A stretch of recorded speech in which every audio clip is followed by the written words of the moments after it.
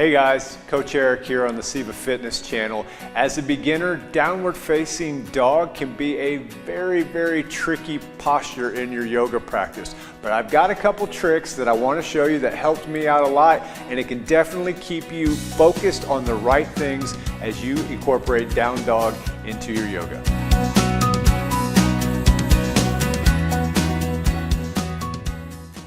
So a lot of times we are in yoga class and we see the yoga instructor doing this great downward facing dog, but a couple things we have to remember is that's the instructor. They've been doing it for years and years and years, and they might be very flexible. It's a natural byproduct of having a long-term yoga practice, obviously. So the important thing to think about in downward facing dog is that while it has many benefits, the first priority of our down dog is spinal lengthening, is to get the spine into its neutral alignment. Now, a couple big problems that we always see.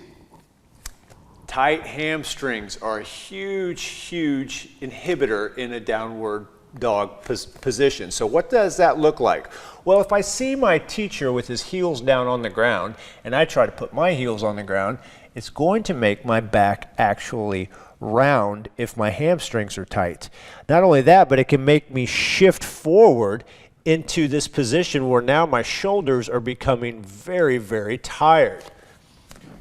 Most Americans have tight hamstrings, so we need to modify our downward facing dog to capture that spinal release, and then the hamstrings will come later. So I'm going to show you a couple things that I want you to do so you can feel what that spinal length is like, and then I'm going to show you that modified downward facing dog position. That might take you a year or two to work on before those hamstrings start to open up.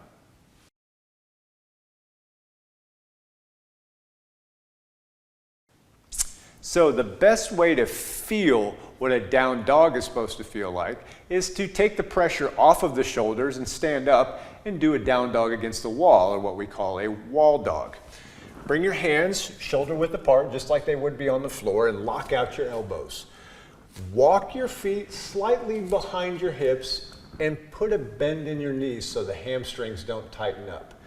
From here, I'm going to drop my chest down to the floor and arch my tailbone up high as I pull my hips away from my hands.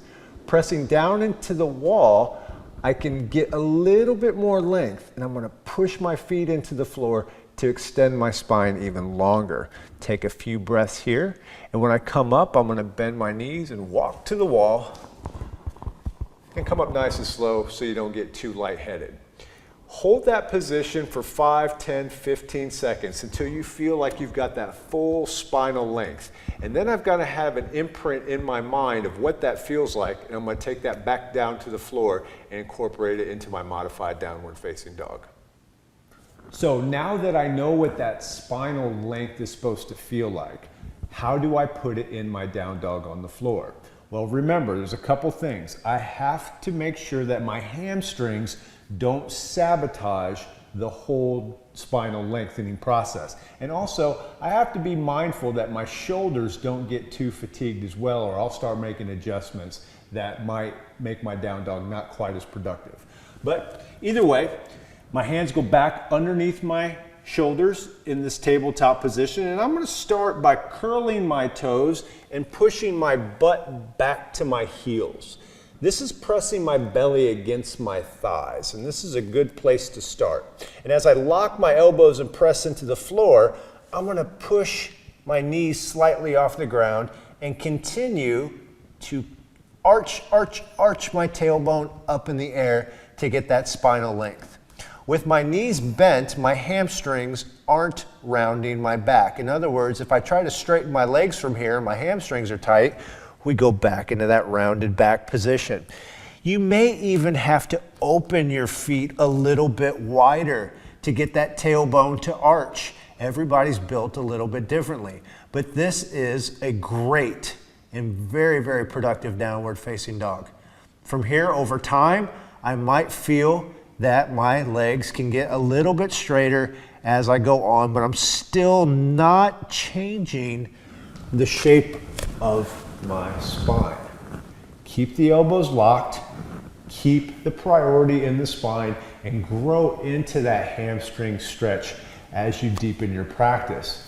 Keep in mind, your ankles might never hit the floor. Mine will probably never hit the floor because of ankle mobility issues and the fact that I'm a runner. My hamstrings are always going to be rather tight because they're very productive in my practice. So keep a focus on what's most important, and in down dog, that's the spine.